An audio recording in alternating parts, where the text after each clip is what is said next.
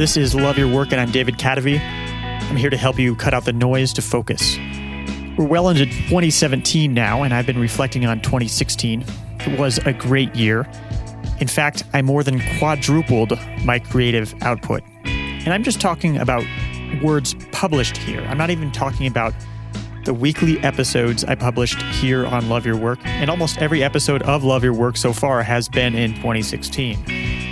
I spent much of 2016 experimenting with some methods of optimizing my creative output, and I'll be sharing them today. This post originally appeared on Medium. You can find it and follow me at cadavy.net/medium.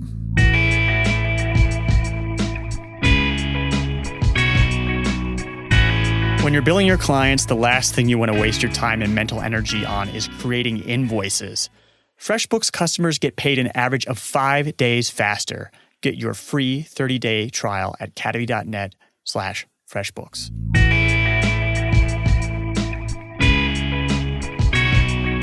How I quadrupled my creative productivity in 2016.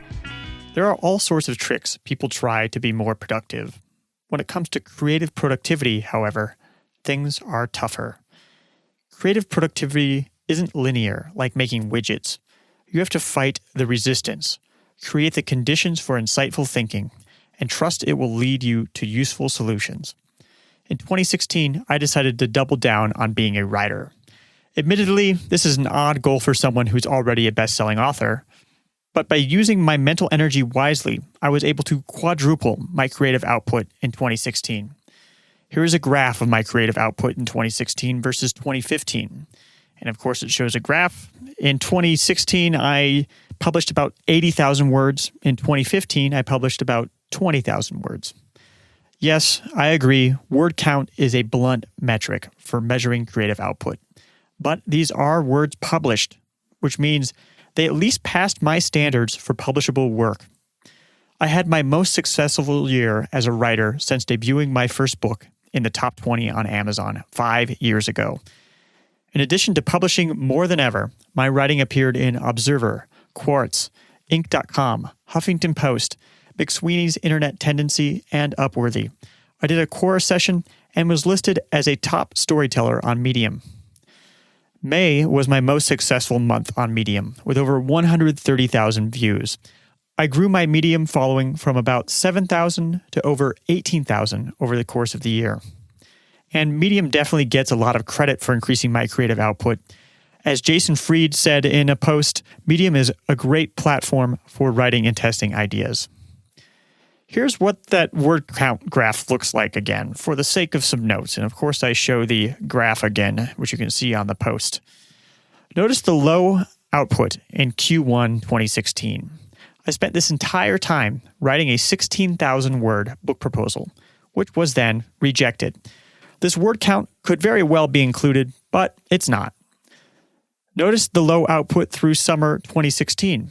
That's because I was in the US. I returned for several weeks to sell my stuff and moved to Colombia. None of this includes comments, Quora answers, except those syndicated to other publications, emails to my list, nor podcast show notes. I did include the email course that I developed in 2015.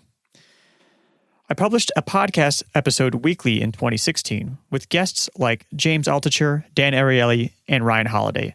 So that's a massive amount of creative output not accounted for. So, how did I quadruple my creative output in 2016? There were 4 different things. 1, disconnecting from technology. 2, building the habit first. 3, redesigning my world. And 4, following a weekly routine, not a daily routine. 1, disconnecting from technology. My most valuable mindset shift for 2016 was the realization that everyone wants a piece of your attention. They don't care whether it's good for you, and they'll stop at nothing to get it. I went as far as shocking myself to gain control of my Facebook habit. I then hijacked that habit with good habits. I also did lots of writing on a portable word processor to avoid distractions and strengthen my focus. 2, building the habit first. To keep myself unhooked from distracting technology, I had to build creative habits that were more appealing than being distracted. I started very small. For example, when working on my book proposal, I committed to the first hour of each day. I then built a habit of writing and publishing a short, medium article every day. Building a creative habit protected me when my brain was most vulnerable and eliminated decision fatigue. 3. Redesigning my world. I arranged my digital and physical life to maximize focus and minimize distraction. I rearranged the icons on my phone, which I kept in silent mode and rarely checked before noon. I started living in a furnished apartment. I went minimalist and moved to a foreign country where advertising and FOMO wouldn't interfere with my focus. During my creative time, I faced a blank wall with earplugs in my ears. 4. Following a weekly routine, not a daily routine. I arranged my weekly schedule according to the mental demands of my work and how those mental demands matched with my energy rhythms. Mornings were prime creative time. Evenings were exploratory reading time. I published podcast episodes on Thursdays to keep my Mondays and Tuesdays open, which were my prime creative times. As the week wore on, I attended to the petty demands of running my business without wasting my best creative energy. Really, I was initially skeptical about the creative habits portion of this experiment. I worried it would reduce the quality of my thinking and writing for the sake of vanity metrics. I still think that there's a danger of this if creative habits are overstressed. That's why it's important to give attention to the other components of creative work. Part of what made this such a successful experiment for me was that I tend to be very cautious about publishing.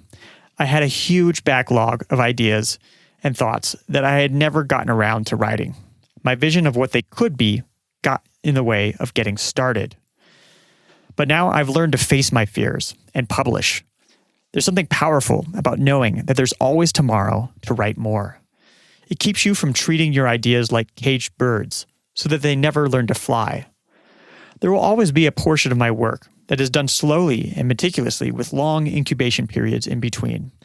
But having a system for creative productivity helps me produce the raw materials for better considered, more slowly delivered work. Contrary to my fears, my subjective view of the quality of my thinking and writing has actually improved. The views, recommends, highlights, and inclusion of my work in other publications support this.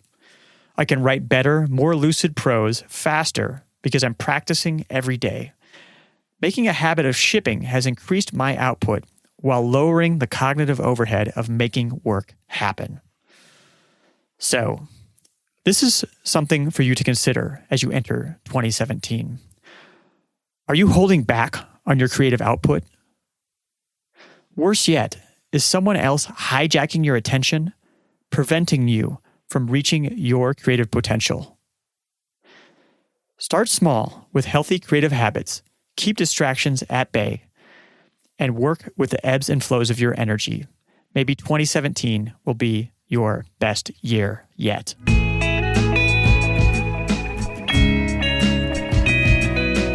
Love Your Work is supported in part by Treehouse.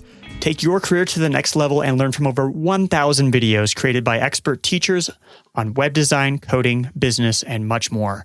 Claim your free 14-day free trial at cadavy.net/treehouse. You'll be supporting the show.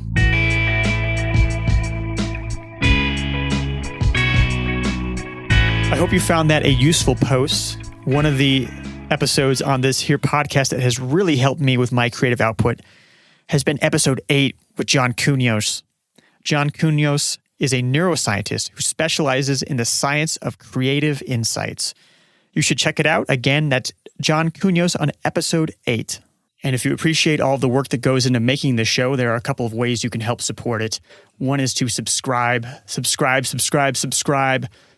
iTunes or wherever you get your podcasts. Just hit the subscribe button. Another is to rate the show on iTunes. Just go to cadavy.net/iTunes and click on write a review and click on the star rating. You don't even have to write a review. It just takes a couple of seconds. And do you like books? If you do, I'd love to send you my book recommendations. About 90% of them will be nonfiction on subjects spanning from biographies to neuroscience. Just go to cadavy.net/reading, sign up, and you'll get my first set of recommendations right away. You'll be supporting the show if you buy any of those books through the links in the email. This has been Love Your Work, and I'm David Cadavy. The theme music for the show is More Streets, performed by Spiderflower. Love Your Work is a production of Cadavy Inc.